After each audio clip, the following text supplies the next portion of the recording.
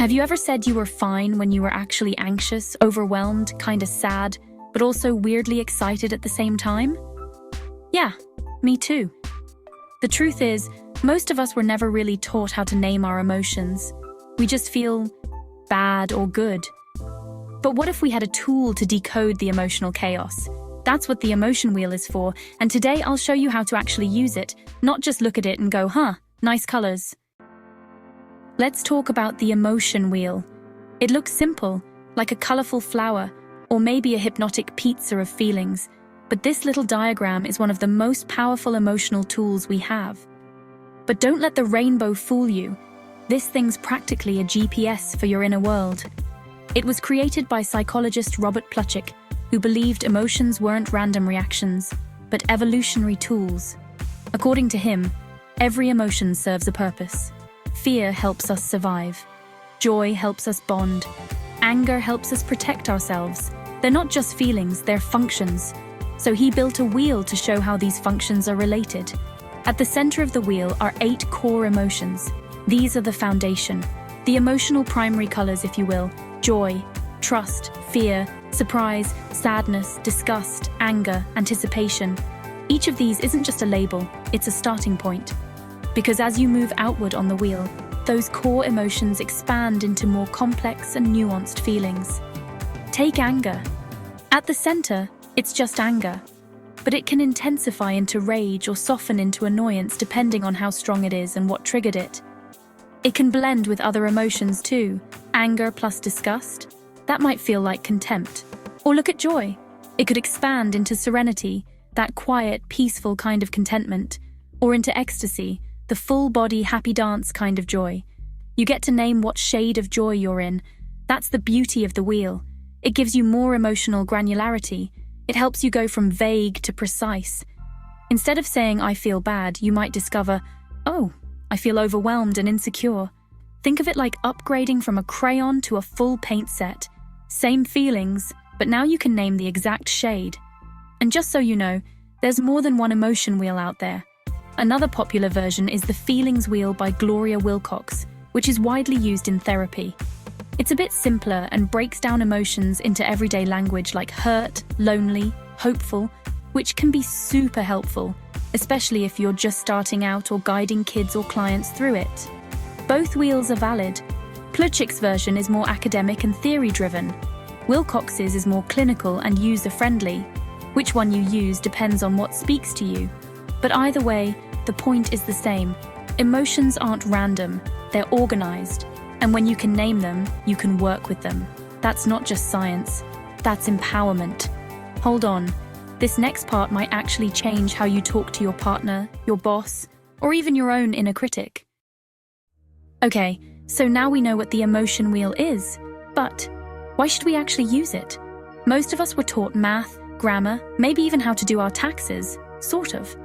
But very few of us were ever taught how to feel something, name it, and understand what it means. We end up walking around saying things like, I'm stressed or I'm tired or I'm fine, but those aren't feelings. They're the emotional equivalent of a shrug. What if you're not just tired? What if you're disheartened or hopeless? Or maybe you're not even sad, you're just understimulated. And here's the twist. Those distinctions matter more than you think. Psychologists call this skill emotional granularity, your ability to accurately and specifically identify your emotional state. And it's a game changer. People with high emotional granularity tend to cope better with stress, engage in fewer unhealthy coping mechanisms, communicate more clearly, and experience better overall well-being. Why? Because when you can name what's going on inside, your brain feels more in control. It's the difference between drowning in emotion and navigating it with a map. That's what the emotion wheel offers, a map of your inner world.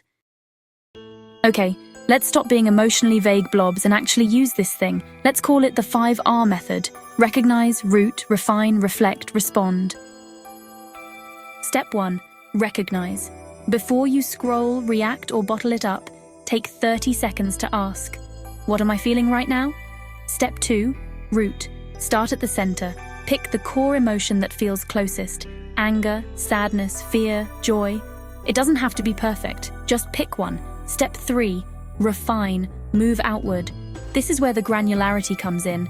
Anger might mean frustration, sadness might be rejection, joy could be pride or contentment. What shade are you feeling? Step 4, reflect. Find the trigger, ask, what happened to spark this? A comment, a memory, a tone? Step 5, respond, not react. Once you've named the feeling, you create space between emotion and action. You shift from reflex to reflection. That's emotional power. You can use this process in your journal, during an argument, after a weird text, anytime you feel off. If this is clicking for you, hit that like button so YouTube knows this is worth sharing. And subscribe if you want more psychology tools that actually make life easier, not more complicated. Alright, let's bring it into real life. Let's say your friend cancels plans with a short text. Hey, something came up, can we reschedule? Now you're sitting on your couch, snack in hand, pretending it's no big deal, but something feels off. Time for the wheel. You pause. You check in. Maybe you land on sadness, but what kind? As you move outward, you notice it's disappointment, and deeper than that, rejection. Suddenly the story changes. You're not fine.